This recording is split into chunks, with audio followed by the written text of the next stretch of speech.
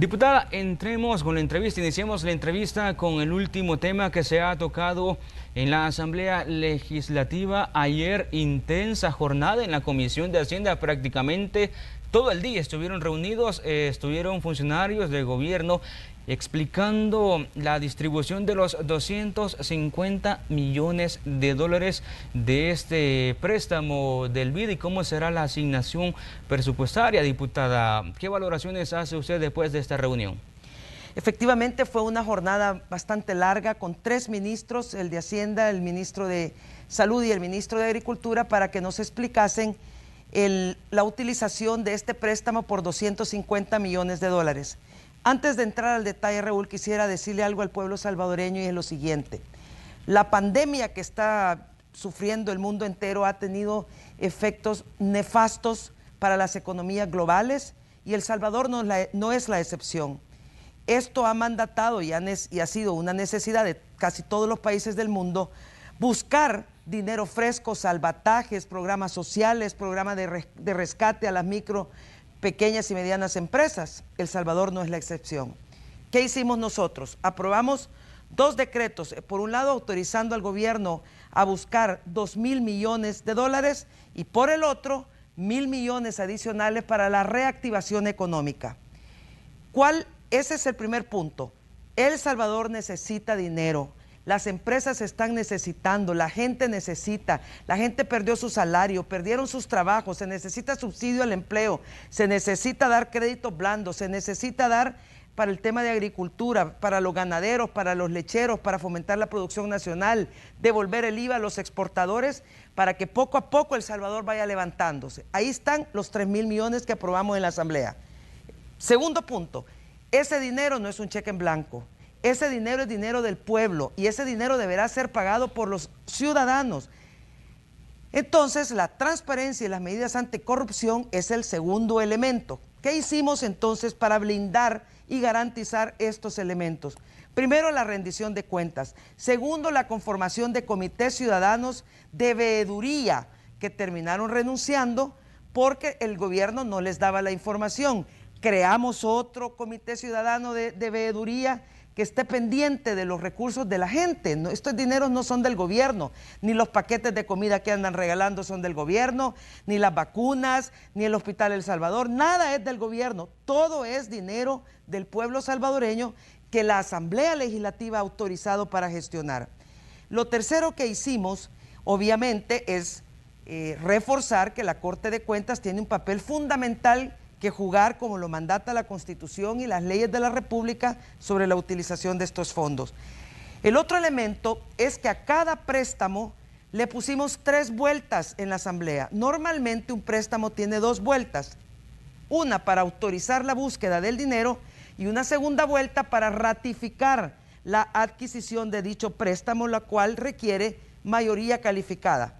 Pues para estos 2.000 y 1.000 millones que aprobamos, le pusimos una tercera vuelta, que es para la incorporación de los préstamos una vez ratificados al presupuesto general de la Nación, que también requerirá 56 votos. Cuando el domingo pasado aprobamos la ratificación de 250 millones de dólares, se nos dijo que por qué, que dónde está la transparencia, la rendición de cuentas y eso. Y aquí hubo una confusión, es que esto era para no perder el crédito que tenía condiciones súper favorables al 2.11% con el BID, mientras que el gobierno también colocó al 9.5%, 1.000 millones de dólares, de lo cual tenemos mucho de qué hablar y mucho que preguntar. Así es que ese domingo lo que se hizo fue ratificar el préstamo. ¿Por qué? Porque El Salvador necesita recursos, y cuando digo El Salvador me refiero al amigo televidente, al que perdió su empleo, al que necesita un subsidio, al que necesita un crédito, al que necesita comenzar a fortalecer el sector agropecuario, a los cafetaleros, a los viveristas. Para ellos es este dinero. Entonces había que ratificar ese préstamo. Con las explicaciones que dieron los diputados, los funcionarios a los diputados ayer en la Comisión de Hacienda, ¿están satisfechos ustedes con lo que ellos dijeron? Enteramente no, porque le doy un caso concreto. Se nos piden en presupuesto extraordinario 40 millones de dólares y nos dicen que 32 millones son para financiar al sector agropecuario en condiciones blandas. Cuando le preguntamos, el Ministerio de Agricultura y Ganadería no es un banco. ¿Cómo piensa usted financiar 32 millones de dólares que lo va a pagar los ciudadanos? ¿Con qué tasa de interés? Usted no es banco. ¿Con qué plazos? ¿Habrán plazos de gracia? ¿Cuál será el monto máximo para otorgar en créditos? ¿A qué sectores? Porque el dinero ya está acá. Entonces, si nosotros entregamos estos 40 millones que están pidiendo, de los cuales 32 millones van para dar crédito al sector agropecuario, pero no saben cómo, ni con quién, ni a qué tasa, ni a quién, ni nada. Entonces la respuesta fue, no estamos diciendo que no lo tenemos, pero va a ser no sabemos si con el Banco de Fomento Agropecuario o si va a ser con Bandesal.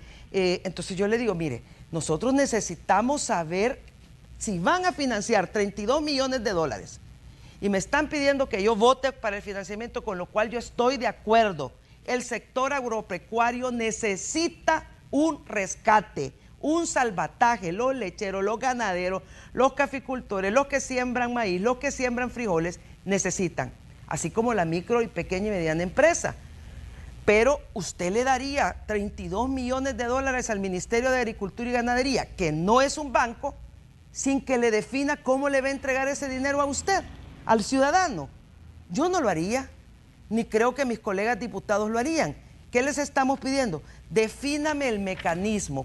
Usted me dice en esta línea que va a financiar con 32 millones de dólares al sector agropecuario. Explíqueme cómo. Es decir, que es incierto entonces, diputada, que en la próxima sesión plenaria se pueda realizar esta asignación presupuestaria porque no hay acuerdo aún. Es que no es temas de acuerdos, es temas de información. Si la información nos la dan hoy en la tarde, cambia totalmente el panorama. Si nos dicen, vaya, miren, el financiamiento al sector agropecuario de 32 millones de dólares es a través del Banco de Fomento Agropecuario, que es realmente un banco y es el que ve el rubro, el especialista, el que sabe, el que tiene los récords, el que sabe dónde nos apretan los zapatos a los salvadoreños, a los agricultores, al sector agropecuario. Eso cambia la historia, pero ahorita yo no sé si el MAG se va a convertir en un banco o qué. Entonces, yo aprovecho para pedirle al ministro de Agricultura y Ganadería que nos dé el esquema bajo el cual nos están diciendo que van a financiar al sector agropecuario por 32 millones de dólares. Le doy otro ejemplo.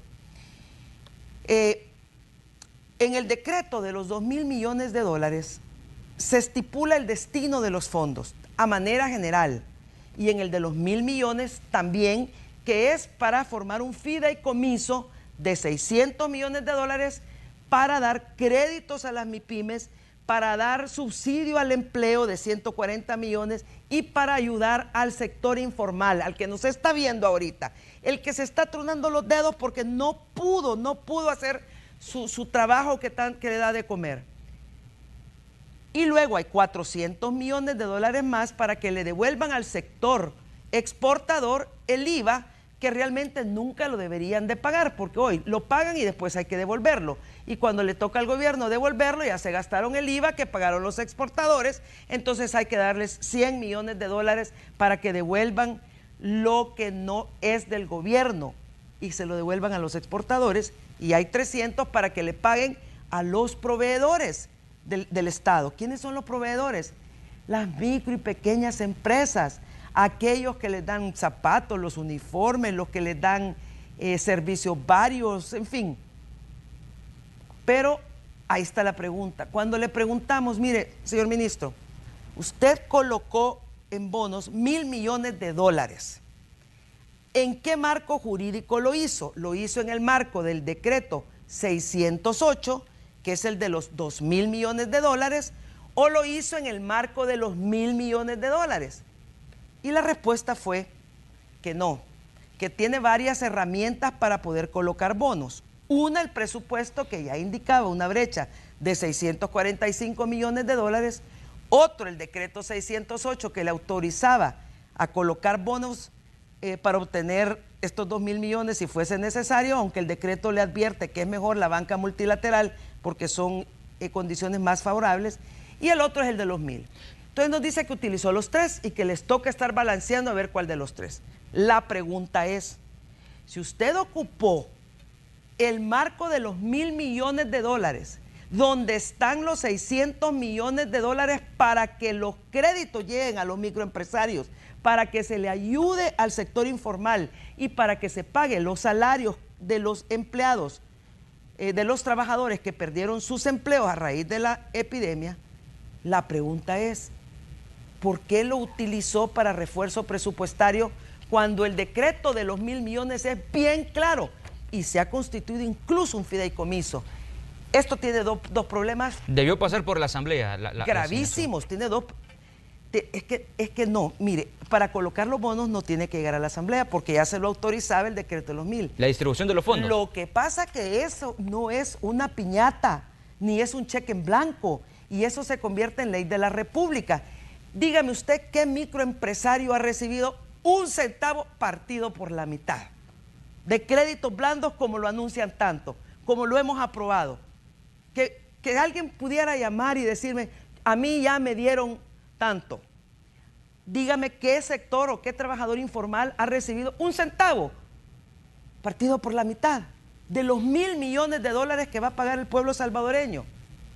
Ya les autorizamos el dinero, ya colocaron los bonos, ya tienen la plata en el Banco Central de Reserva, ya tienen los decretos, ya tienen el fideicomiso y ya tienen al administrador. Pero nos dicen que lo ocuparon para una brecha presupuestaria. Estas cosas las tiene que conocer el país y nosotros como diputados tenemos la obligación, y no es por estar molestando. Si a mí me dicen, yo le pedí una copia al ministro de Hacienda, yo espero que me la mande, él sí trató de responderme, del brochure de la colocación de los 1.000 millones de dólares. Ese brochure me deberá indicar que estas preguntas, y como le digo, si yo estoy haciendo estas preguntas es porque no tengo la información. Ayudaría muchísimo que la información se nos dé. ¿Para qué? Para que podamos nosotros proceder a analizar la información y luego concretizarlo en un voto. Hay otro tema con el Hospital El Salvador. Vienen 30 millones para su funcionamiento. Muy bien. La primera pregunta, bueno, ¿y este hospital se nos dice que es el hospital más grande de Centroamérica, que tiene 1.000 camas UCI? En la primera fase se nos dijo que habían 400 camas UCI, pero en el portal decía que eran 124 camas UCI. Ok, pero hay una gran diferencia en 400 camas UCI o 124 camas UCI. ¿Por qué hay una gran diferencia? Primero, por la vida de la gente. Pero segundo, como está en la Comisión de Hacienda, nosotros tenemos que ver recursos. El primer recurso y lo que tenemos que garantizar es que si el hospital tiene 400 camas UCI, se le tiene que dar el recurso financiero para que le sirva a la gente. Que no me digan que hay 400 enfermos, solo entran 124 y el resto se va para su casa o se queda afuera. Por eso es tan importante la información. Lo otro, ¿es el hospital un hospital de especialización? Sí se nos dijo. Es para la gente de COVID, pero la gente que tiene COVID algunas veces también genera otras condiciones, por lo tanto, el hospital tiene que estar preparado y son altos costos. Perfecto, la gente merece un buen hospital. ¿Qué va a pasar entonces también con los 160 millones que ya dimos para el Hospital Rosales? Primera pregunta. ¿Cuánto sumaría para el pueblo salvadoreño tener un buen Hospital Rosales y un buen Hospital El Salvador? Segunda pregunta. Si el Hospital Rosales, su costo anual de financiamiento es X cantidad, ¿cuánto va a costar el financiamiento anual del Hospital El Salvador? ¿Por qué? Porque ya van a llegar a presentar el presupuesto del 2021.